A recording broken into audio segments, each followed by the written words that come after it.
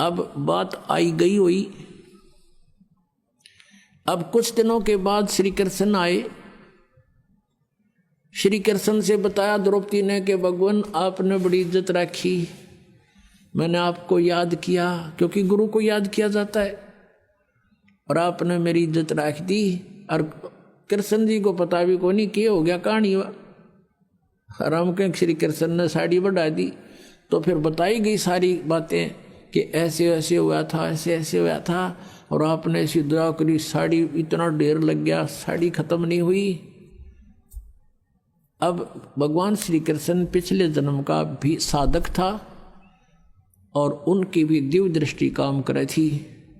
अपनी दिव्य दृष्टि से श्री कृष्ण ने देखा कि ओहो, तो द्रौपदी ने पूछा कि गुरुवर मुझे किस पुण्य का फल मिला ये। तब श्री कृष्ण ने अपनी दूरबीन से देखा, दिव्य दृष्टि से देखा, उसके प्रहृद में झांक के। ये तो आम आदमी देख लेते थे, पहले इतनी अच्छी आत्मा होती थी। जैसे कहते हैं धृतराष्ट्र ने, ऐसे कोई कथा फिर बताएंगे, प्रसंग बदल जाएगा। तो अब उसने देखा कि द्रौपदी तूने एक अंधे महात्मा को एक साड़ी का टुकड़ा पाड़ के दिया था, और उस अंधे को दिया हुआ दान तेरा यूं फल गया, उसका प्रतिफल है ये। तब उसको याद आया को तेरे की।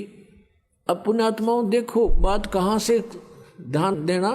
जब वो साड़ी पाड़ रही थी, अपनी राजा की लड़की अपनी साड़ी को फाड़ फाड़ कर डाल रही थी, तो उस समय वो अपनी नौकरानी को भी कह सकती थी कि तू एक साड़ी का टुकड़ा पाड़ के डाल दे महात्मा को, और नौकरानी तुरंत पाड़ के डाल देती। उसको पता था कि राजा की लड़की है, जाते चार देगी तेरे तई नए नए बढ़िया साड़ी।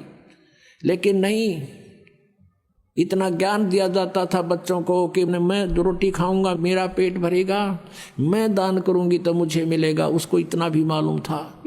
तो इसको कहते हैं लूट सके तो लूट ले, राम नाम की लूट। अब जैसे आप यहाँ सेवा करते हो, आपकी इच्छा ना हो कि यूं मेरी सेवा करे, तो आपको वो लूट रहा है। जहाँ तक आपकी पार बस आप अपने हाथों से सेवा करने की चेष्टा करें, जितनी भी हो जाए, और दान करें अपने हाथ से, अपनी कमाई से, वो आपको ही मिलेगा। तो कहते हैं जब तक माता पिता के अधीन है बच्चे, तब तक वो दान करते हैं, तो भले ही वो माता पिता का ही है, लेकिन जिसने दान अपनी नियमत से किया है उसी को फल मिलता है।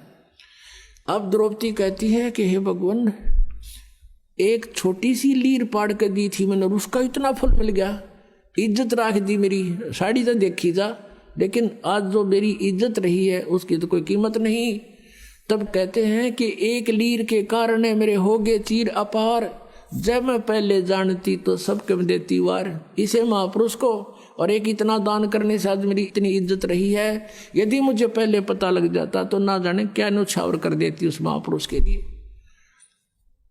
तो पुण्यात्माओं, परमात्मा को पता था कि इसका और कोई ऐसा संस्कार नहीं है जहां उस समय इसकी रक्षा हो सके। नाम इसने ले नहीं रखा, क्योंकि रानी बन गई, अंडी पाकेगी, और जब दुर्गति होगी, जब भगवान याद आता है, तो इसे दयालु है परमात्मा, ये पहले ही प्रबंध करा देते हैं और कहते हैं गैल गैल लग गया फिर जब लग धरती आकाश।